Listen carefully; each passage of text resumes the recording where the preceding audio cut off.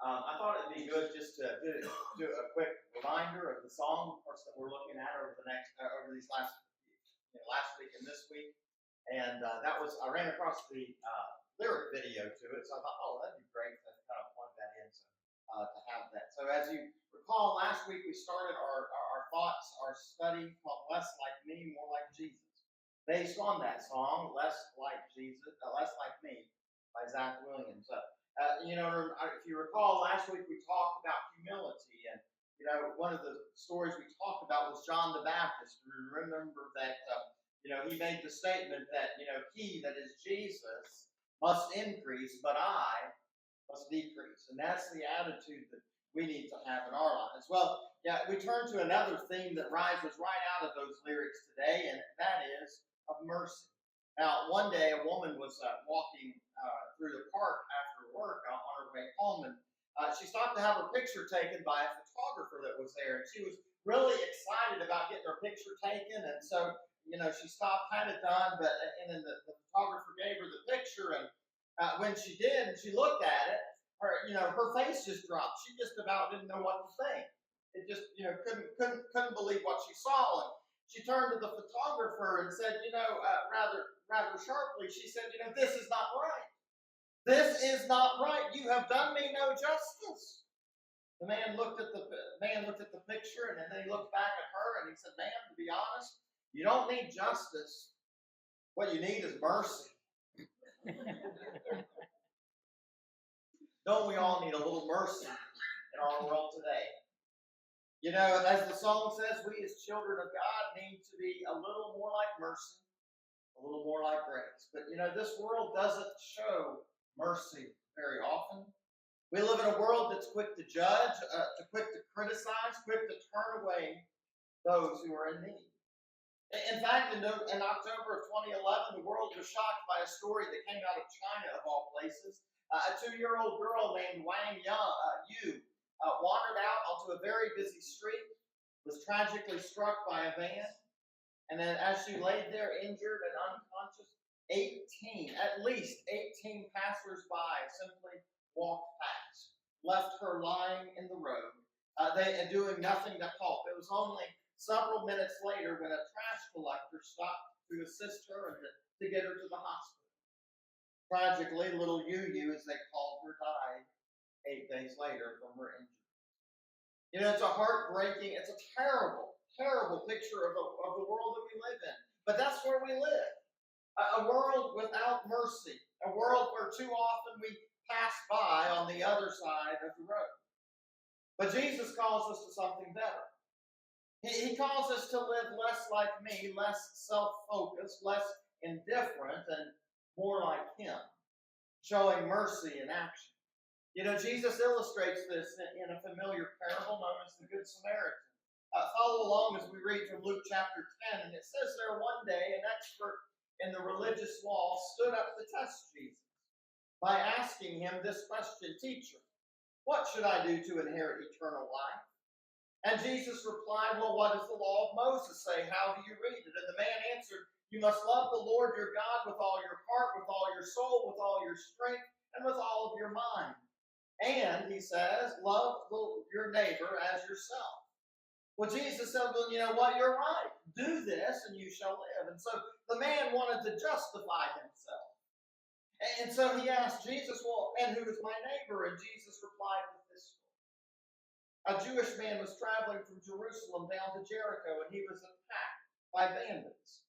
They stripped him of his clothes, beat him up, and they left him half dead beside the road. By chance, a priest came along, but when he saw the man lying there, he crossed to the other side of the road and passed him by. A temple assistant walked over and looked at him lying there, but he also passed on the other side. Then a despised Samaritan came along, and when he saw the man, he felt compassion for him. Going over to him, the Samaritan soothed his wounds with olive oil and wine and bandaged them, and then he put the man on his own donkey and took him to an inn where he took care of him. The next day he handed the innkeeper 2 silver coins, telling him, take care of this man. If his bill runs higher than this, I'll pay you the next time I'm here. Now Jesus asked them, which of these three would you say was a neighbor to the man who was attacked by bandits? And the man replied, the one who showed him mercy. Then Jesus said, yes, now go and do the same. You know, this morning as we're trying to live a life that looks more merciful, let's take a look at this story and see what we can learn from Jesus' teaching. And so as we begin this morning, mercy begins with seeing people.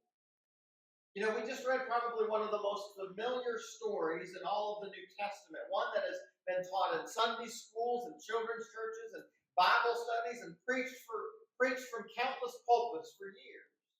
It's a story of a man who was robbed, beaten, and left half dead along the side of the road. And now it's interesting that it's not just any road that Jesus chose for illustration.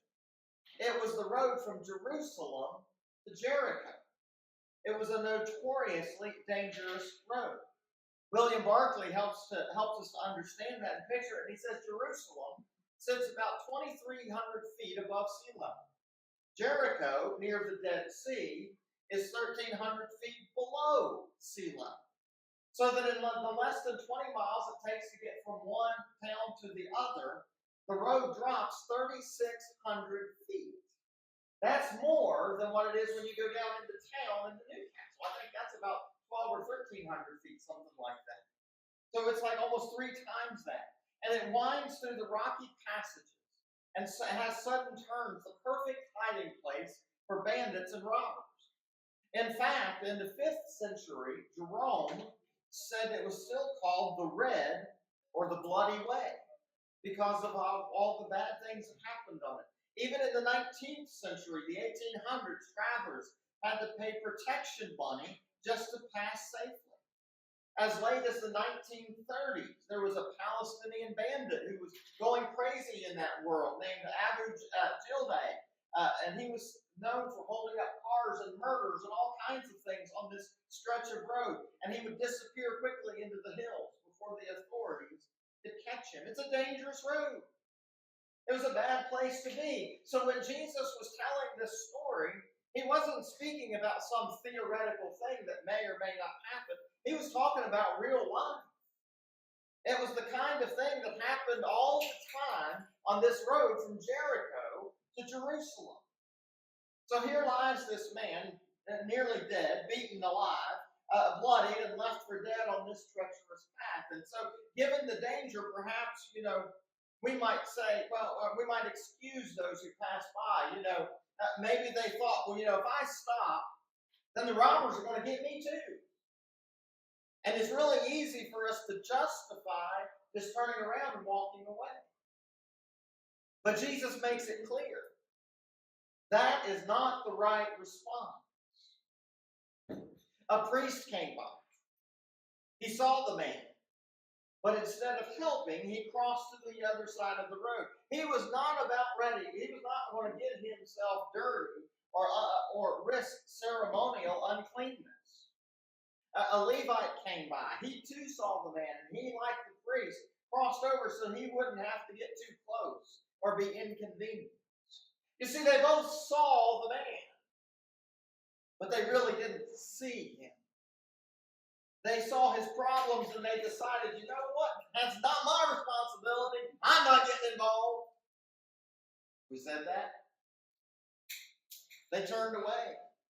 They acted no different than the 18 people who walked past that little girl in China, leaving her on the road for dead without help. Then a Samaritan came by.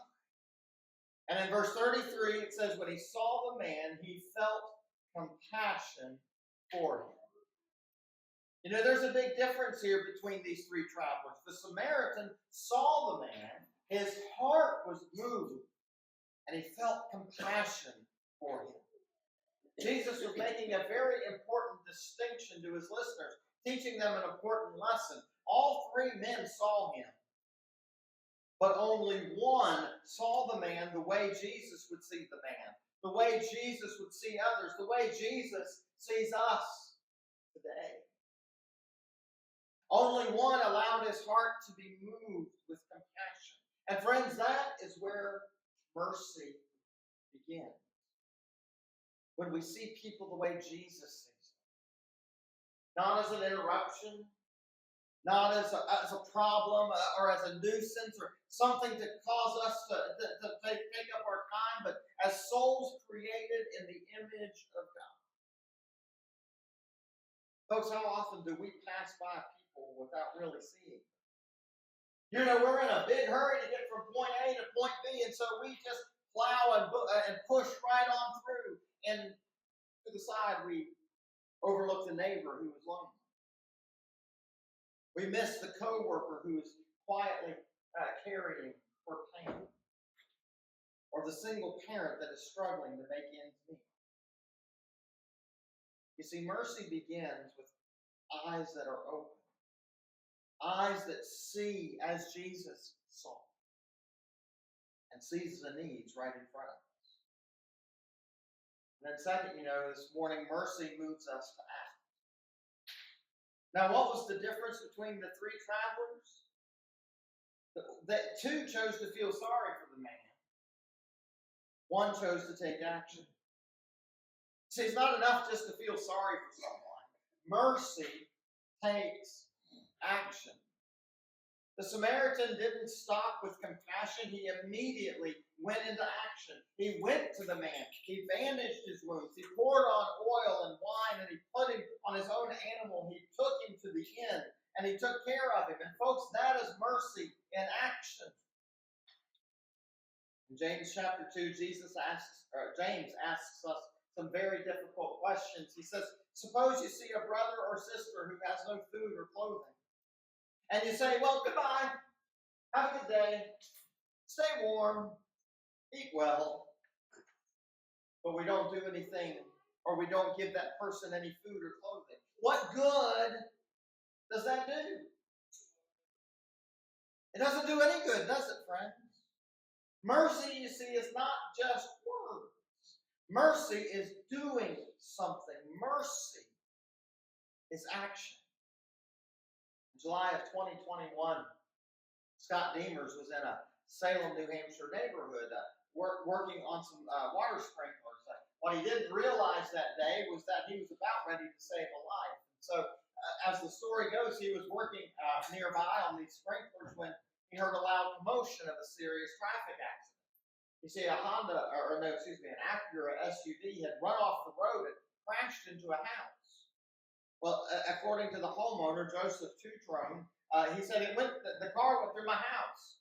It hit my daughter, Juliana, went through the office door, went through our foyer to the other side of the house. He said, I was in complete panic. I absolutely didn't know what to do. News reports say that the SUV actually sent a granite mailbox post through the wall that struck the girl. Well, Demers, from the place where he was working, could hear the father screaming. And so he had no prior medical training. But he didn't let that stop him from jumping into action. And so when he got to the house and he saw the little girl, he saw that there was blood spurting out of her neck. And so he took off his shirt and he applied pressure to her wound. Demers said when the doctor came over, he asked me to see her neck. And he said, no way, it's squirting out. And so the doctor said, well, don't move your hand at all. And so he continued to apply pressure. Eventually, Juliana was transported by medical helicopter, to a hospital nearby. There she survived after having emergency surgery for very severe injuries, an arterial wound, a broken jaw, and face. The police eventually arrested the driver on several charges, including first-degree assault and aggravated DUI. Investigators said that speed and alcohol were a factor in the crash. Now, little Juliana was eventually released from the hospital and finished her recovery at home. And turned out everything was fine. Scott Demers, thanks to him, she recovered. He was a modern-day Good Samaritan. Now, folks, we may not always be saving someone's life after a horrific car accident. Some of us in this room, that may actually be the case. As you're being called out to incidents in our community. But when we offer assistance to a stranger during a time of crisis, We demonstrate not only our goodness, but the virtue, but the work of God's Spirit in our lives. We demonstrate that mercy. We demonstrate that mercy that Jesus shows to us each and every day. So the point of this is this: real mercy requires action. We can't just sit by and do nothing. Mercy will cost us something.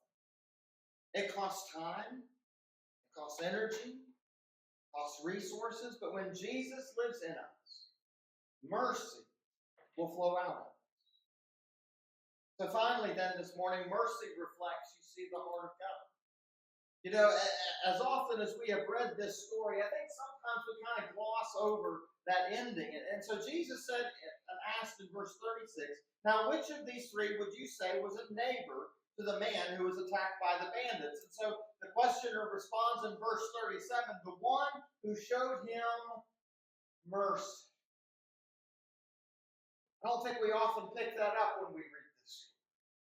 We're quick to point out the man who stopped for help. But how often do we stop and consider that the Samaritan showed the injured man mercy? See, mercy is compassion in action. Mercy is love reaching down to the undeserving. Mercy is God not giving us what we deserve so that we can give others what they need. Mercy is something we are to do. Jesus said after this whole story, he said, go and do the same. You see, showing mercy is not optional for the followers of Jesus. Mercy is at the very heart of God. Think about our own lives. Has not God shown us mercy? See, when we were dead in sin, he gave us new life. When we deserved judgment, he gave us grace. When we've wandered away, he welcomes us back with open arms. Ephesians 2, Paul says, God is so rich in mercy. He loved us so much that even though we were dead because of our sins, he gave us life when he raised Christ from the dead. See, mercy is not just something that God does. Mercy is who God is. You know, this morning, Jesus is living in us, then mercy ought to flow from us as well. You know, our world could use a little mercy. We could show a little, we each can show a little more mercy in our daily lives. And by doing so, we're showing a little more of Jesus, a little less of me. Jesus, in this interaction, admonished the questioning man when he correctly identified the injured man's neighbor. It was the mercy that the Samaritan showed to the beaten man that made all of the difference in the story. Jesus instructs us to go and show mercy in action as well in our lives today and in our world today. So what does that look like? What does mercy in action look like in my life today? Well, maybe it means forgiving someone who wronged us instead of holding on to bitterness. It may mean helping a neighbor in need, even if it's inconvenient. It may mean supporting a mission, feeding the hungry, clothing the poor. It may mean stopping to listen to someone when no one else will. Mercy in action means we live like Jesus. And here's the good news. We don't run out of mercy because God never runs out of mercy. Go with me to an old European city. Imagine this city with narrow cobbled streets and storefronts as old as the city itself. And one of those weathered storefronts has a sign hanging over the door called the Mercy Shop. There's no lock on the door because it's never closed. There are no cash registers here because mercy is free. And when you ask for mercy, the owner of the shop, well, he takes your measurements and then he disappears into the back of the store and then he comes back. Good news, he's got your sign. Mercy is never out of stock. It's never out of style. And as you walk to the door, the owner of the mercy shop smiles and says, thanks for coming in. And with a wink, he says, I'll see you tomorrow. You know, the writer of the book of Lamentations said that God's mercies are new every morning. That word new, well, it doesn't just mean new as in again and again, no. That would be amazing in and of itself, wouldn't it? But no, it means new as in different. It means new as in never experienced before. You see, today's mercy is different from yesterday's mercy because it's what we need for today. Like snowflakes, God's mercy never crystallizes the same way twice. Each day, God has a fresh, unique, never-before-seen mercy waiting for you, for me. Every act of mercy is unique. And when we live in that kind of mercy, it will overflow in our world around us. So let me challenge you this week. Begin each day at the mercy shop. Receive God's new mercy just for you, just for that day. Then take that mercy out into the world around us. Show it to our spouses, our children, our neighbors, our co-workers, our friends, the stranger on the road. When we are less like us and more like Jesus, His mercy shows through. Imagine if every single one of us gathered here today lived out that kind of mercy this week. Imagine that we are a church full of Good Samaritans. Imagine a world where people look at us and they see Jesus. Not ourselves, because His mercy is showing. Think it would make a difference? Maybe. I think it would. So this week I challenge you to look for one opportunity each day to show mercy in action. Don't just pass by. Stop. See. Help. Love. And if you've not received the mercy of Jesus for yourself, guess what? Today is the day. Because Jesus has already taken our sin, our shame, our brokenness to the cross. He is rich in mercy and is ready to forgive and give us new life. So the question is this morning, will you receive His mercy today? Will you let His mercy shine through